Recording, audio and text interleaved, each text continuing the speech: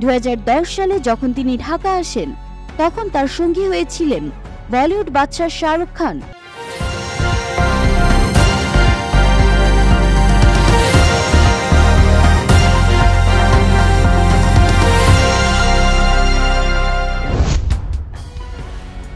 মারা গেছেন অভিনেত্রী রিশতা লাবণী সীমানা। সীমানা 2006 সালে লাক্স চ্যানেল আই সুপারস্টার প্রতিযোগিতার মাধ্যমে বিনোদন অঙ্গনে কাজ শুরু করেন। দারুচিনি দ্বীপ সিনেমায় অভিনয় করে প্রশংসিত হন তিনি। পরে অনেক নাটকেও দেখা যায় তাকে। 21 মে রাতে হঠাৎ অসুস্থ হয়ে পড়েন সীমানা।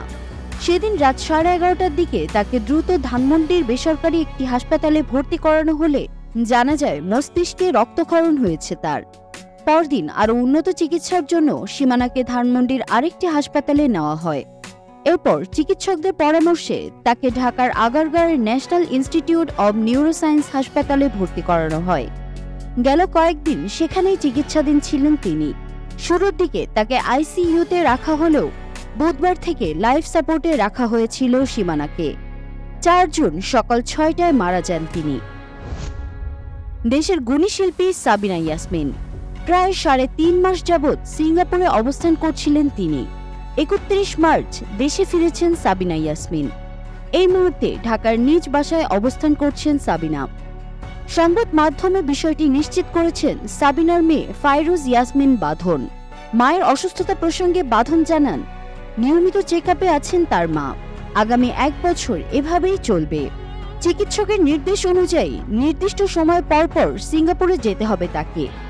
গত ফেব্রুয়ারিতে হঠাৎ সোশ্যাল মিডিয়া ও সংবাদ মাধ্যমে খবর ছড়িয়ে পড়ে আবারও ক্যান্সারে আক্রান্ত হয়েছেন সাবিনা ইয়াসমিন। তখন সোশ্যাল মিডিয়ায় সাবিনা ভিডিও বার্তায় জানান, ক্যান্সার নয়, নিয়মিত চেকআপের জন্যই সিঙ্গাপুরে যাওয়া আসা তার। জানা যায় সিঙ্গাপুরে গিয়ে চেকআপের পর দাঁতের সমস্যা ধরা পড়ে তার। এজন্য 7 ফেব্রুয়ারি একটি অস্ত্রোপচারও করা হয়। বলিউডের জনপ্রিয় অভিনেতা অর্জুন রামপাল। বলিউড ছাড়িয়ে বাংলাদেশেও তার ভক্ত অনুরাগীর সংখ্যা নেহাতই কম নয়। বাংলাদেশে বলিউড প্রেমীদের জন্য সুখবর, মাত্র 2 দিন পরেই বাংলাদেশে আসছেন অর্জুন। এক ভিডিও বার্তায় এমনটা নিজেই জানিয়েছেন অভিনেতা। জানা গেছে BHN experience presents blue drops by জুরহাম আয়োজিত এক ফ্যাশন শোতে অংশ নেবেন এই বলিউড তারকা। ঢাকার মাটিতে পা রাখবেন আগামী 7 জুন। শো স্টপার হিসেবে থাকবেন তিনি। এবারে প্রথম নয়, প্রায় 14 বছর আগে প্রথমবার ঢাকায় আসেন অর্জুন।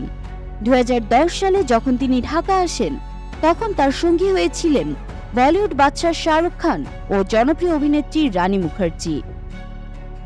ভিডিও বার্তায় অর্জুন রামপাল বলেন, হাই ঢাকা, আমি অর্জুন রামপাল। আনন্দের সঙ্গে জানাচ্ছি আগামী 7 জুন আপনাদের সবার সাথে দেখা হচ্ছে।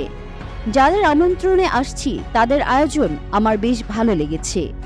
আশা করছি আপনারা সবাই থাকবেন। সবার সঙ্গে খুব সুন্দর একটা সময় কাটবে।